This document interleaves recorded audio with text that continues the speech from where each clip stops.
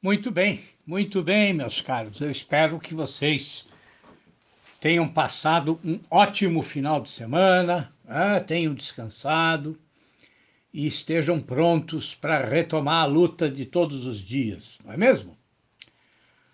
Bom, essa coisa de descansar no final de semana, na verdade, né? Na verdade, ela nem sempre funciona, não é mesmo? Quer dizer, vocês vejam que eu, por exemplo, no sábado, gravei um novo vídeo para o YouTube, um vídeo em que eu analiso o romance O Cortiço, do Aloysio Azevedo.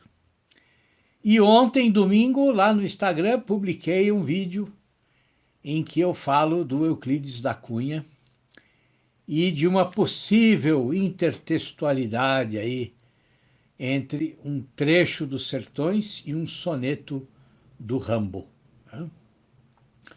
Então, assim, a verdade é que quanto mais tecnologia nós temos, parece que mais nós trabalhamos, né? E a promessa, bom, a promessa era outra, não é mesmo? A promessa era de que a tecnologia iria aí diminuir o nosso trabalho, de que o avanço tecnológico ia permitir que o homem se dedicasse só a tarefas prazerosas, né? Enquanto as máquinas fariam tudo para nós, né? Bom, eu estou esperando esse dia chegar, né? Mas enquanto ele não chega, vamos falar do que realmente importa, né? Bom, para aquelas pessoas que chegaram aqui nestes últimos dias, vejam que tem lá no início do nosso canal, tem lá uma mensagem fixada. É importante ouvir aquela mensagem, porque ela dá algumas dicas de como vocês podem aproveitar melhor as reflexões aqui do canal, tá certo? Bom, então vamos retomar o que eu venho fazendo nos últimos dias, tá? Quer dizer, eu comecei a rever com vocês de maneira bem mais aprofundada alguns conselhos básicos para quem deseja ser escritor ou para quem está aí começando a escrever, não é? Então, no áudio lá do dia 17 de agosto, vocês têm o primeiro conselho, que é o tema da observação da realidade. Um tema que eu aprofundei no início do áudio do dia seguinte, que é 18 de agosto. E nesse mesmo áudio do dia 18, eu já começo a falar do segundo conselho, que trata aí da questão da persistência, né? Mas não de qualquer persistência, mas da persistência sem burrice. Por quê? Porque existem sim formas burras da gente persistir em determinadas tarefas, em determinadas decisões. Muito bem. Aí, quando a gente chega no dia 19 de agosto, o que eu faço? Bom, ao invés de ir para o terceiro conselho, eu decidi aprofundar o tema do primeiro conselho. E eu fiz isso por quê? Porque é realmente importante compreender o que significa deixar de olhar só para você mesmo e observar a realidade com atenção. Parece que é uma coisa simples, né? E realmente deveria ser simples, mas o mundo, desde o início da chamada modernidade, né, o mundo complicou muito as coisas para nós, né? E é exatamente por isso, por causa dessa concepção confusa de realidade que se instalou no meio de nós, que se instalou na nossa cabeça, é que eu decidi ir ainda um pouco mais fundo no meu primeiro conselho, né? De maneira que eu falo ainda desse mesmo tema também no áudio do dia 20 de agosto, né? Mostrando então como alguns escritores veem essa questão de observar a realidade, né? começando lá por alguns trechos dos diários da Virginia Woolf e terminando com o Altran Dourado. Muito bem, muito bem. Eu fiz essa breve retrospectiva para deixar tudo um pouco mais claro, para que vocês não pensem que eu estou aí perdido ou que eu me esqueci de dar continuidade aos conselhos básicos para quem gosta de escrever ou quer começar a escrever. Não, não tem nenhuma confusão aqui, nenhuma. O que acontece é que a gente não pode tratar as coisas com superficialidade, tá? Tratar certos temas de modo superficial significa ficar aqui só repetindo regrinha para vocês, né? Bom, e se for para ficar repetindo regrinhas, bom, para isso vocês não precisam de mim, tá? Porque o mundo da internet está repleto de pessoas capacitadas para ficar repetindo regrinhas prontas, tá bom? Bom, então agora que o terreno está mais claro, vamos partir para o terceiro conselho importante, tá? Bom, e o que eu dizia antes? O que eu dizia no segundo conselho? Eu dizia sobre como é importante ser infatigável, ser incansável, né?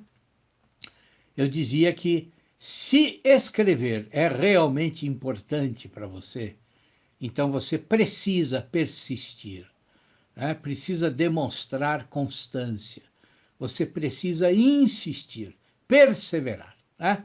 Ou seja, você precisa ser obstinado e precisa ser leal à sua própria vocação.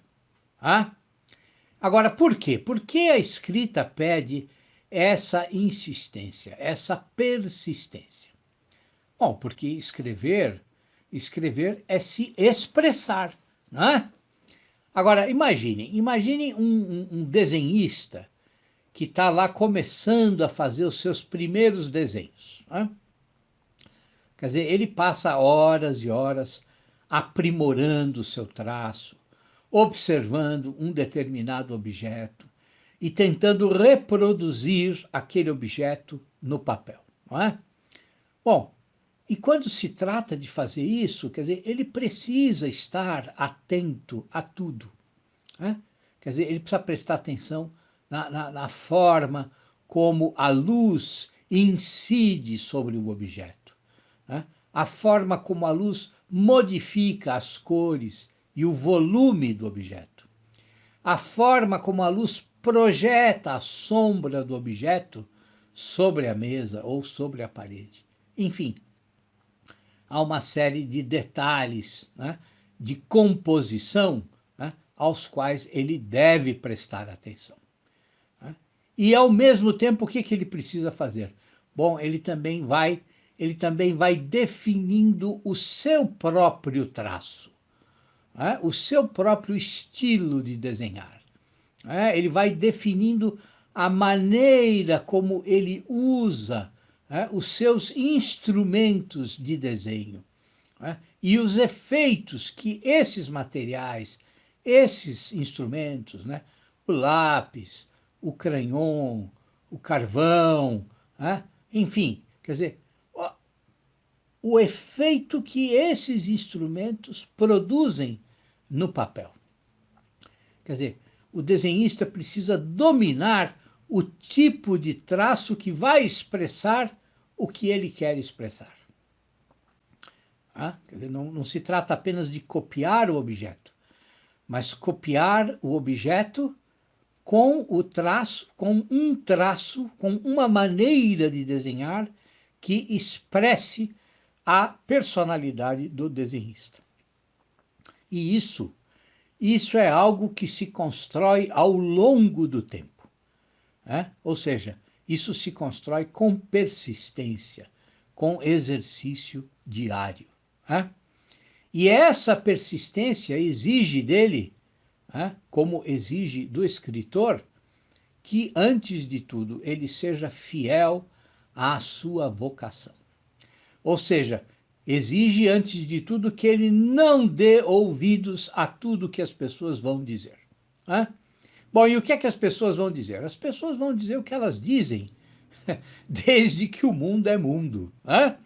Quer dizer, que tudo é muito difícil, que não vale a pena tanto esforço, que você precisa procurar uma coisa mais fácil para fazer, né? Que nessa vida a gente precisa ser prático, que esse negócio de arte, isso é para os outros, né? E que você precisa encontrar alguma coisa que te dê dinheiro, porque literatura não enche o estômago de ninguém, e que todo escritor não tem nem onde cair morto, e mais todo aquele monte de lugares comuns que nós estamos aí cansados de saber. Né? Mas a verdade é que o escritor sabe no seu íntimo que aquela é a vocação dele. Ele sabe que escrever não é simplesmente unir palavras de um jeito bonito, né? Mas que escrever é, antes de tudo, obedecer a um chamado que ele ouve desde muito tempo. Né? Ele sabe que quando ele escreve, ele não se sente, ele não se sente traindo a si mesmo, né? Mas, ao contrário, é como se o seu eu mais profundo entrasse numa sintonia perfeita com os seus atos, com as suas decisões de todos os dias. Esse é o sentimento de quem obedece à própria vocação. Quer dizer, a pessoa se torna uma consigo mesma. Todas as divisões do seu eu desaparecem. É como se ela tivesse alcançado uma unicidade de consciência. Antes, quando essa pessoa lutava contra o seu desejo mais profundo, contra a sua vocação, bom, ela se sentia como se estivesse traindo a si mesma. Né? Quer dizer, era como se ela estivesse desfigurando a sua vontade real. Né? Muito bem, muito bem. Mas o que significa para um escritor obedecer à sua própria vocação? Hã? Bom, significa compreender que a arte não é uma tarefa qualquer. A arte não é como você fazer, sei lá eu, né? Você vai lá arrumar os seus livros na sua estante, na sua estante, e o que acontece? Bom, você põe os livros lá na ordem que você quer e no dia seguinte, quando você olha para a estante, o que aconteceu? Bom, os livros estão todos lá, né? No lugar em que você deixou, não é mesmo? Ainda bem, né? Bom, mas assim, escrever não é assim. Escrever não é aplicar uma fórmula ou repetir sempre os mesmos gestos. Não. Né? Quer dizer, escrever é uma reconstrução diária. Escrever é uma reformulação diária. Né? Nunca chega o dia para o escritor em que ele diz: bom, a partir de hoje eu já sei como é que a coisa funciona, e eu sei aqui, é só aplicar essa formulinha aqui e vai dar tudo certo. Não, não é assim. Né? O Antoine de Saint-Exupéry, né, tem um belíssimo livro, um livro póstumo, chamado Cidadela, né, em que ele fala muito dessa questão. Ele diz que trair a nossa vocação é, em primeiro lugar, desfigurar a nós mesmos. Né? Quer dizer, trair a vocação é se desfigurar, é se deformar, é ficar irreconhecível para você mesmo.